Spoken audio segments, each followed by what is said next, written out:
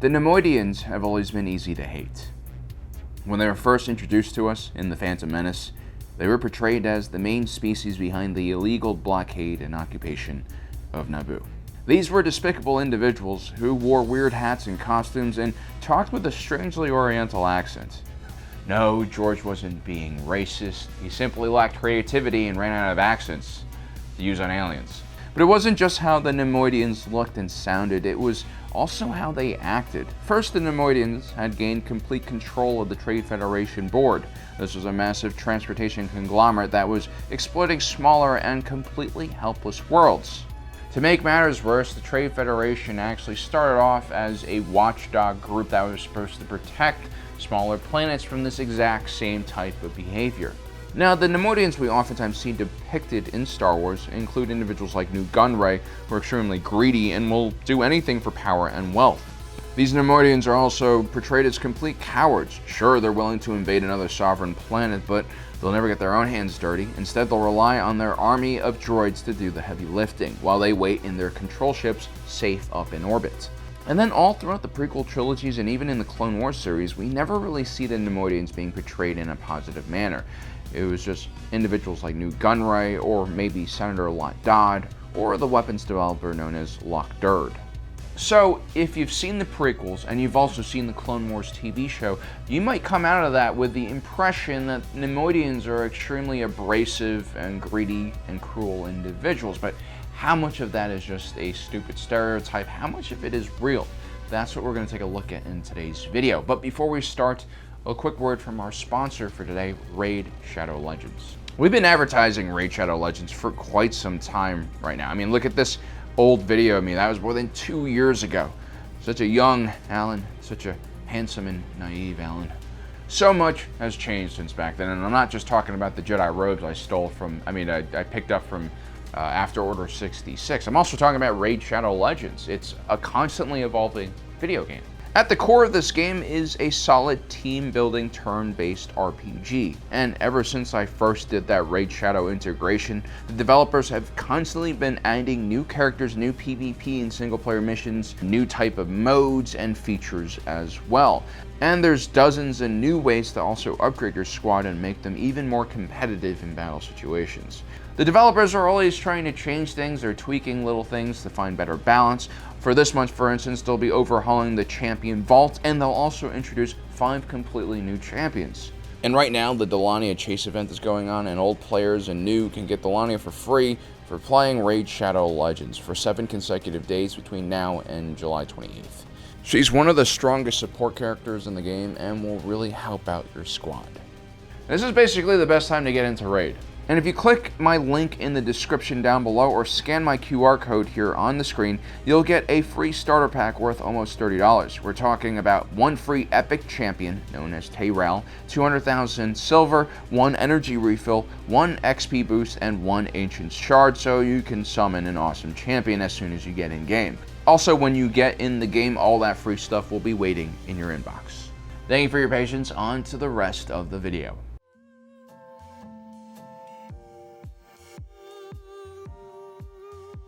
Neimoidians are a greedy people. Now, this is an oversimplification that doesn't take into account the terrible and gruesome way Neimoidians are actually raised. Neimoidians are actually a subspecies of the Duros. That's what Cad Bane is, and also Voldemort. Look at the similar facial structures. You have the large glowing red eyes and also the lack of a nose. Neimoidians are descendants of the Duros who settled onto the world of Neimoidia almost 25,000 years before the Battle of Yavin, at least in Legends they did. The planet's heavy gravity and climate gradually changed their appearance so that Neimoidians look different from the Duros now. Although, honestly, I can't really tell the difference. They look very similar to me. Now, the hardest part of a Neimoidian's life cycle is actually the first 7 years. It's actually brutal what happens to them. When they're born, they're known as grubs. At this stage in their lives, the Neimoidians represent maggot-like larvae more than they do bipedal humanoids. These grubs were raised collectively in large hives, and they were basically unattended by adults, or there were very few adults tending to them, and there was actually a very limited quantity of food and water resources. This is the kind of behavior you might see from desperate species that have a scarcity of food and shelter, but in its current form, the Neimoidian society was quite industrialized and rich. They actually controlled a huge percentage of the galactic transportation network. Surely they have enough food and water to give to their young, the future of their entire species. I mean, maybe this is just like some old tradition that stems from back in the day when the Neimoidians weren't as economically well off.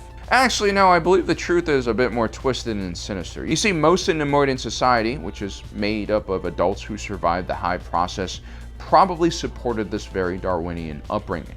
You see, the hive process is designed to weed out the weakest individuals in society, either individuals who are too small or maybe too kind or too dumb to be able to survive in these situations. And yeah, a huge percentage of these grubs die out from starvation in those early years.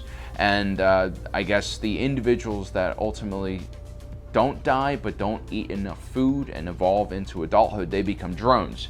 And they're mostly second-class citizens in Neimoidian society, and you see them as servants and assistants usually. It's theorized that this hive experience breeds the best type of natural leaders, traders, and organizers. And at a minimum, it makes sure that the individuals that make it through are a bit larger and more physically imposing. A lot of non-Neimoidians point towards this bizarre practice as the reason why a lot of Neimoidian stereotypes are actually true. Neimoidians are forced into life or death situations at a very young age, and this cruelty really does affect their personality when they get older. But then there's the flip side. I mean, surviving the hive process doesn't just involve stealing food from other Neimoidians. For instance, a smart Neimoidian or a charismatic Neimoidian can organize their hive and make much more efficient use of their limited resources provided. Maybe that can result in the entire hive surviving even. And so no, I wouldn't say that Neimoidians are all greedy because of this. I would explain their personality by saying that this is a species that all grew up in a famine environment where food was insecure. Sure, some will become more greedy, some will become more corrupt, but others will become better at trade or more appreciative of supply chains that don't fall apart because they know exactly what famines can look like. And so what Coruscantian natives might view as greed might just be the result of lack of resources and stability in Neimoidian society. As a matter of fact, the Neimoidians might view people from Coruscant as being extremely wasteful. There's simply just a cultural difference here. There's also a huge difference between being frugal, saving your money for a rainy day, and being greedy, like ripping off your, clients or trying to steal money from other people. Now, some Neimoidians are definitely involved in predatory business practices, or are at least very ruthless when it comes to business. And this is because the Neimoidians somewhat remove morality from business and only focus on the fundamentals. I mean, most Neimoidians are very practical and rational, and that might be because they saw death at such a young age, and they understand that emotionally charged individuals are more likely to make mistakes, and it's very important to keep yourself very rational and cool when dealing with any situation. This makes the Neimoidians much less naive from an ideological standpoint. All of that horror and suffering has stained their view of the world, and so yes, there is a genuine fear that if a Neimoidian doesn't collect as much resources as possible, they could lose everything and go hungry once again.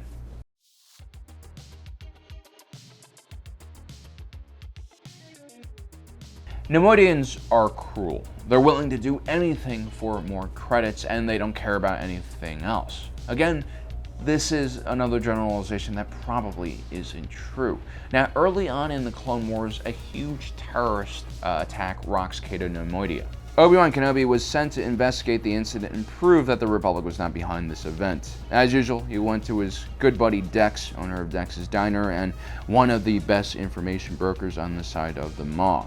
Dex gives Obi-Wan some advice on how to deal with the Neimoidians. He says the following about them.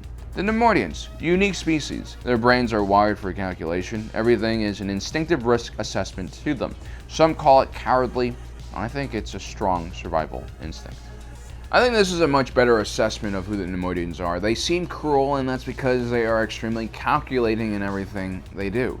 They make sure their business dealings make sense and have long-term sustainable growth opportunities. They were generally very risk-adverse as a species, and therefore I would say that Nute Gunray definitely walked outside the lines of normal behavior for a Neimoidian. I actually really do believe the Trade Federation when they say that Nute Gunray was an extremist and not supported by the rest of the Trade Federation. In many ways, the Neimoidians are almost like the Munes when it comes to their adherence to practical solutions and their dependence on statistical analysis to arrive to conclusions. Why is Nute Gunray such an outlier? Well, he's openly cruel and he openly breaks the law on numerous occasions. He's always happy to accept the risk and behaves a lot more like a criminal. Remember, the Neimoidians are an extremely mercantile society, and to be able to function in that type of industry, you have to be fair and you have to be predictable, or else you're not going to be able to work in that industry for a long time.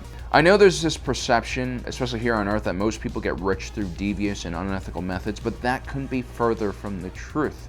I mean, we can discuss whether the global economic system is fair or not. That's a whole nother discussion, but most people in the business world, the majority of them, follow the rules and make sure that they don't get involved into too much nonsense, because again, that's not a sustainable business model. Blockading a planet illegally or any type of military action by a corporate entity is just a terrible move in the long run and something that only belongs in movies.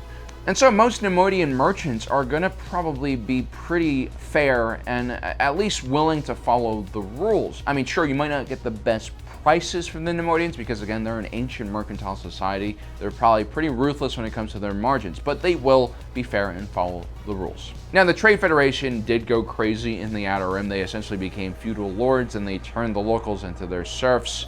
But do you blame the individuals who act poorly, or do you blame the system which is incapable of protecting ordinary consumers from predatory business practices? I think ultimately the Republic was really lazy to create the Outer Rim. They didn't have any solutions on their own, so they just let the private market go in there and take over everything.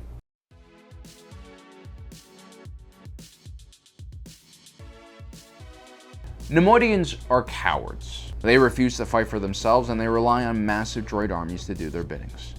Except when they don't. You see, the Trade Federation is actually not representative of the entire species. The TF wasn't even a Neimoidian created organization, they just happened to take over the board in the last few centuries of its existence.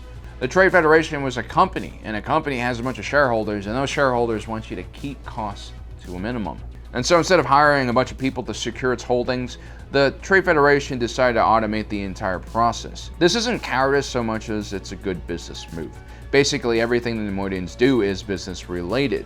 An army of droids is just simply cheaper. Not only training and maintaining them, but also the loss of those droids are going to impact your company a lot less than if you lose a few hundred sentient beings. Plus, the Trade Federation-owned Defense Legion had always had Neimoidian soldiers. These people definitely do have their own proud martial history.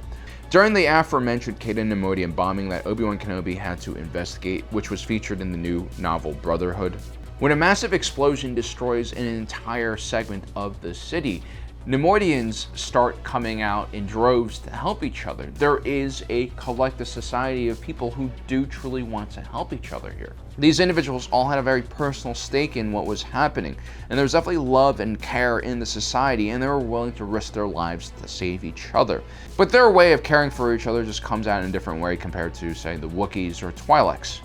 So yeah, the Neimoidians have that same sentient spark that human beings do, that allow them to progress towards helping each other and having common decency and good.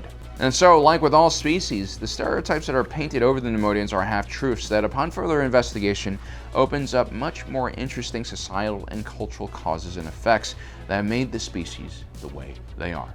So there you have it, guys. That is my interpretation of who the Neimoidians are. As you can tell, stereotypes break apart really easy and quickly the second you look deeper and closer into an issue. Well, guys, I hope you enjoyed today's episode. Don't forget to subscribe and hit that notification button down below so you don't miss out on the rest of our awesome content. And as usual, my name is Alan, and my allegiance is to the Republic, to democracy.